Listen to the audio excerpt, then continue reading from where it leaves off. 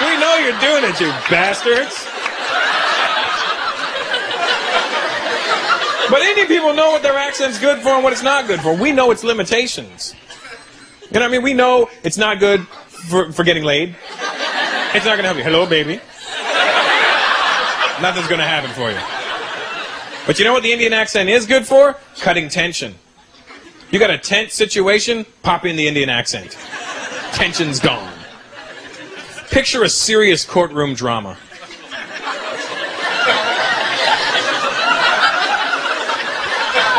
Your Honor, my client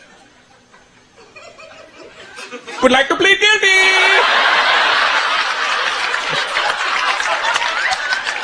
Tension's gone. But white people, let me talk to you for a minute. White Canadian people, especially. Canadian white people. When I say Canadian, I mean you're Canadian, your parents are Canadian, your grandparents are Canadian, you're really Canadian. Canadian white people, you have an accent. And they're completely oblivious to it. You do? I don't know if you're aware of it, sir. You may not have it, you look like a rich Canadian white guy. I don't know, you know what I mean? You're a minority.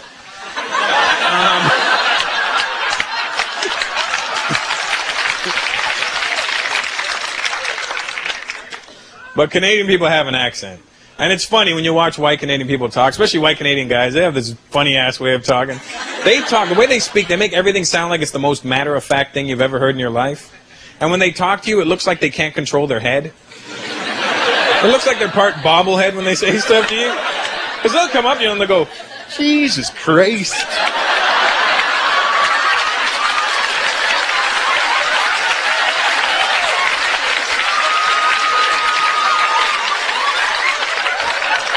Did you get a load of the jugs on that one? Oh, yeah.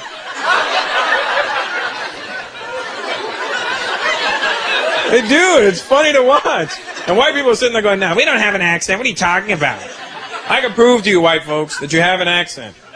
It's a pretty bold statement for a brown man. But I can prove to you. White people, when you swear, you sound like donkeys. You do, because you'll say stuff like, fuck off.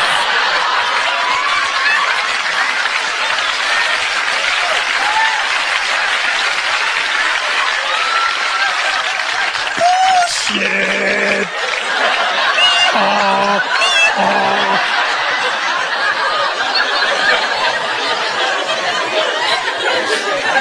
You talk funny, man. It's okay.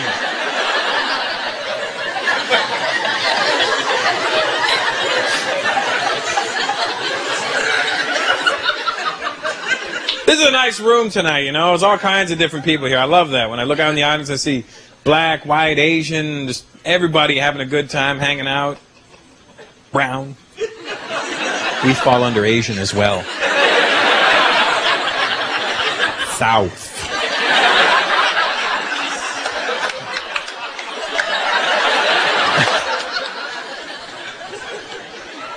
But it's nice, you know, different mix of audience like this, and people at home, different kinds of people enjoying this in their living room or wherever. This type of thing's not going to be able to happen in about 300 years from now. Do you realize that? Because you realize that? If we make it to 300 years from now. Do you realize there's not going to be any more white people? There's not going to be any more black people? Everybody's going to be beige. And I don't care, I'm already beige, you know what I mean? It's not going to affect me at all. But it's true, the whole world's mixing. There's nothing you can do about it. Eventually, we're all going to become some sort of hybrid mix of Chinese and Indian. It's inevitable. They're the two largest populations in the world. So you could run from us now. But sooner or later, we're going to hump you.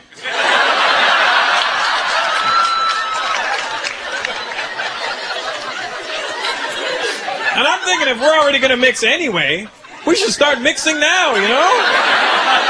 You know, ladies, take some chances, sleep around a bit, you know? If you see that Indian comedian that you really want to have sex with, I say go for it.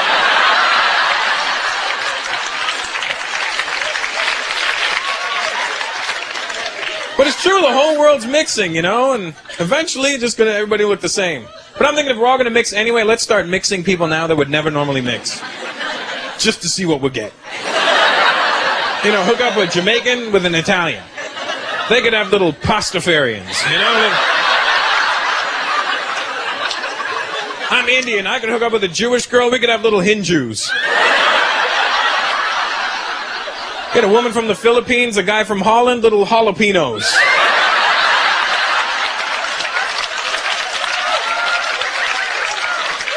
Guy from Cuba, a woman from Iceland, little ice cubes. A French and a Greek, freak. German and a Newfie, little goofies. You know what I mean? It's going to happen. We might as well help it along. I used to go with a Chinese girl. That was wicked going out with a Chinese girl. Could you imagine if her and I had gotten serious? Could you imagine that wedding? You know how much rice would have been at that wedding? Nobody'd be allowed to throw it at the bride and groom. Our parents would just freak out. What the hell are you doing? You're wasting the food.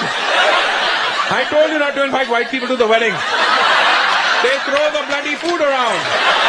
Let's go to their weddings and throw mashed potatoes at them.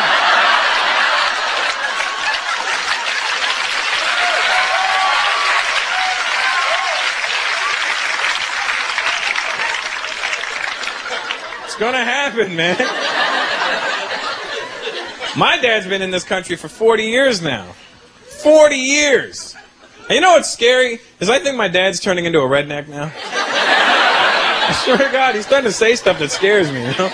I walked into my parents' house a couple of weeks ago. My dad was sitting there on the phone. He had the newspaper open in front of him. He had an ad circled. Somebody was selling a couch, right? So my dad's on the phone. He calls the ad. And on the other end of the phone, some Eastern European lady answered, and she couldn't speak any English. And all I hear is, "Hello, I'm calling about your couch." Hello? Hello? I want to know about your couch. Hello? Okay. I've said hello twice. I would like to purchase your couch. And no English? I'm sorry? And no English? Then why the hell did you answer the phone? You don't come to my country if you can't speak the language. Click.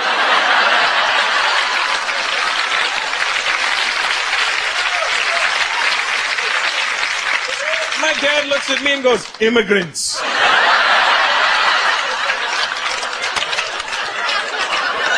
I go, "Dad, you're an immigrant." "Hey, you watch what you say to me."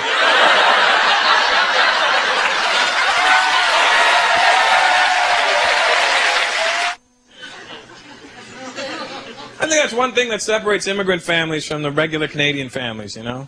Doesn't matter where your parents are from. They weren't born in this country. They will whoop your ass when you're growing up, won't they? It doesn't matter where your parents from. Ukraine, you know what I'm saying? They'll beat you with a cabbage roll. You know what I'm saying? They'll smack a pierogi upside your head if they have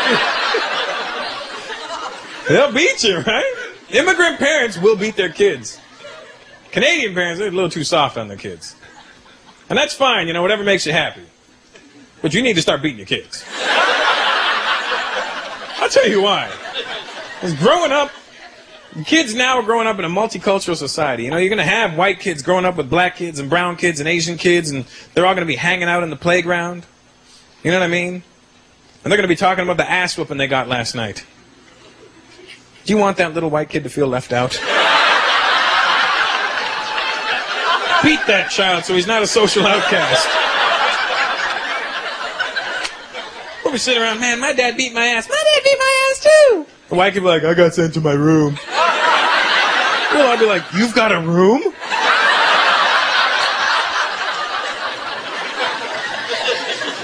You need to beat the kids, man. Indian parents will beat their kids. Chinese parents, I would hate to get beat. Parents know kung fu and stuff, man. I would hate to mess up in a Chinese house, man.